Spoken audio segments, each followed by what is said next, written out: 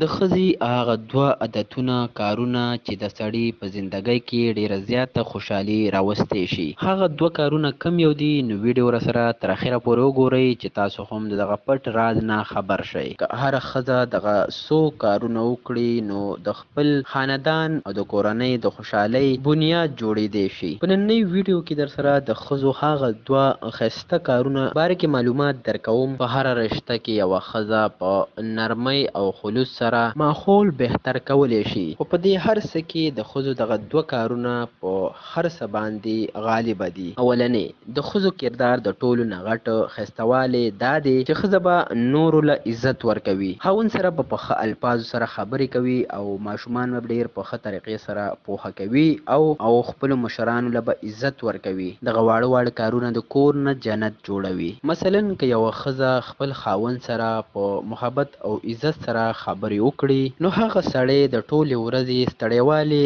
او تکن هیر شي. دا د یو ښځې غټ طاقت دی چې په خپل نرم لهجې سره او ښه رویې سره ټول ماحول خوشګواره کړي. او دویم د ښځو ټولو نه غټه خوبي د هغې قرباني ورکول دي. هغه ښځه خپل خوب، خپل سکون، خپل خواهشات د نورو دپاره قربان کړي، که هغه د شپې د ماشومانو په ژړا راپاڅي یا د خپل خاوند سره په مشکل وخت کې ولاړه وي. دغه ښځه خپل ځان پرېږدي او د نورو دپاره اسانتیا ګوري. دا هغه دوه خوبیانې دي چې یوه ښځه د ټولو نه زیاته عظیمه جوړوي. نو دوستانو دا و هغه دوه معلومات چې سره مې شریکول غوښتل او تاسو مې پرې پوهول غوښتل. نو که ویډیو مو خوښه شوې وي ویډیو لایک کړئ او که چینل ته نوي راغلي یئ چینل هم سبسکرایب کړئ چې داسې معلوماتي ویډیوګانې تاسو ته په وخت ملاویږي. پوهول غوښتل نو که ویډیو مو خوښه شوې وي ویډیو لایک کړئ او که چینل ته نوي راغلي یئ چینل هم سبسکرایب کړئ چې داسې معلوماتي ویډیوګانې تاسو ته په وخت ملاویږي.